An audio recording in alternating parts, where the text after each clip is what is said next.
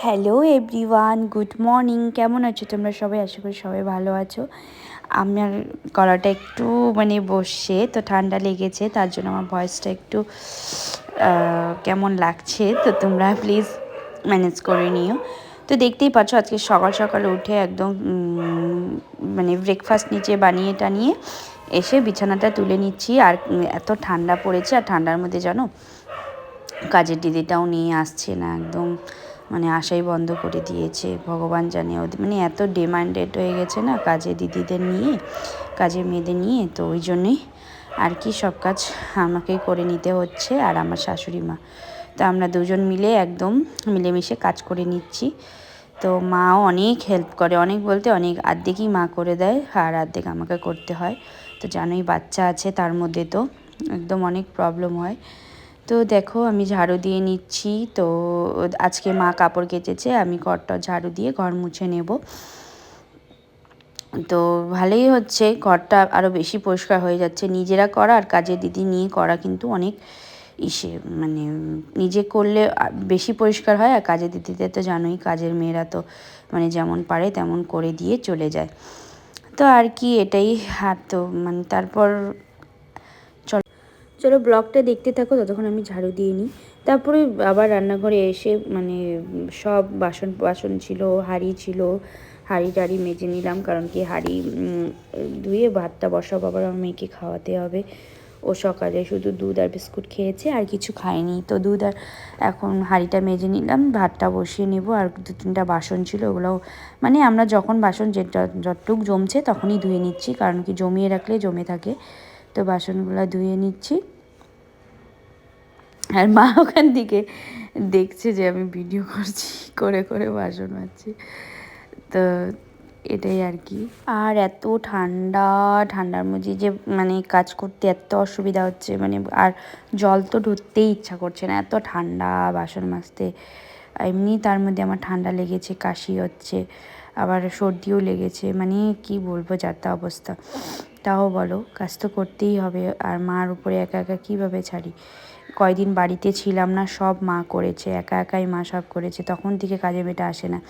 আমি যখন ছিলাম তখন আসছিল, তখন যে বাড়ি চলে গেছি কাজের মেয়েটা ছিল না। তো মা সব একা একা করেছে। তাও আর কি, এইভাবেই সারাদিনটা কাজ করে কেটে যাচ্ছে। চলো ওটাই আজকে তোমাদের সাথে শেয়ার করব, কি করলাম না করলাম। তো দেখো নাস্তা রেডি আছে আমার আর মার। আজকে ভাত ভাজা করেছি, ভাত ছিল রাত্রে অনেক, ভাত ভাজা আর টমেটোর চাটনি বানিয়েছিলাম।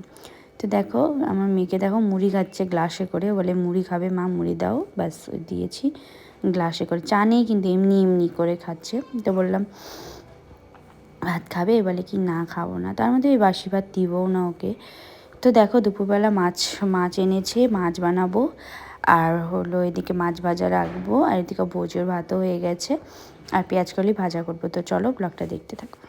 তো সব কাজটা সেরে তো সন্ধ্যাবেলা পিঠা বানাবো বলে সেটা কী বলে নারকেলটা কুটছি। তো পিঠা বানাবো, আমি মা মিলে বানাবো। তো আমি মা কোমর ব্যথা, তো ওই কারণে অতক্ষণ বসে বসে আর নারকেল কুড়াতে পারবে না, তো তার জন্য আমি কুড়িয়ে নিচ্ছি। আগে তো আমি পারতামই না, এগুলো কিচ্ছু পারতাম না, ওই দেখে দেখে এখানে এসেই শিখছি। তো দেখো নারকেলগুলো কুড়িয়ে নেব, আর হলো এটাকে নারকেলটাকে ভেজে রেখে দেব, মা বানিয়ে নেবে। তো এটা বানাতে বানাতে ভাবছিলাম চুলা হলেই ভালোই হতো। তো দেখো শ্বশুরমশাই চুলাও বানিয়ে দিয়েছে। তো দেখো মা এখানে, বাবা ওখানে উনান ধরাচ্ছে, আর মা এখানে সব গুলিয়ে নিচ্ছে, যেটা পাটিসাপটা বানানোর জন্য যে গোলাটা লাগে ওটা বানিয়ে নিচ্ছে। তো দেখো এখানে মা পিঠা বানানো হয়েও গেছে, আর বাবার খাওয়াও হয়ে গেছে। তো দেখো আমরা উনানে বসে বসে পিঠা বানাচ্ছি। হেভি টেস্টি হয়েছিল পিঠাগুলো, আর দেখো দেখতেও সুন্দর হয়েছে, খেতেও ভালো হয়েছে।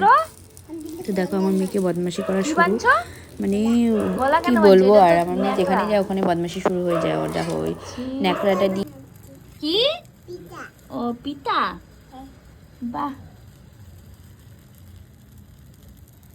সুন্দর হয়েছে তোমার পিঠাটা।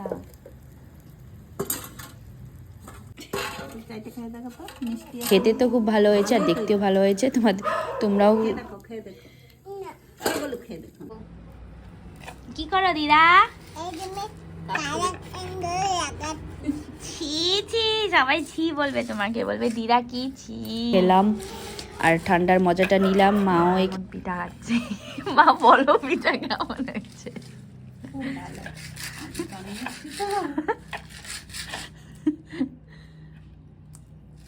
আজকে ভিডিও এতটুকুই। ভালো লাগলে লাইক শেয়ার কমেন্ট সাবস্ক্রাইব করে দিও, আর পাশে থাকা বেল আইকনটি অবশ্যই ক্লিক করবে যাতে যখনই ভিডিও আপলোড করি তোমাদের কাছে নোটিফিকেশান চলে যায়।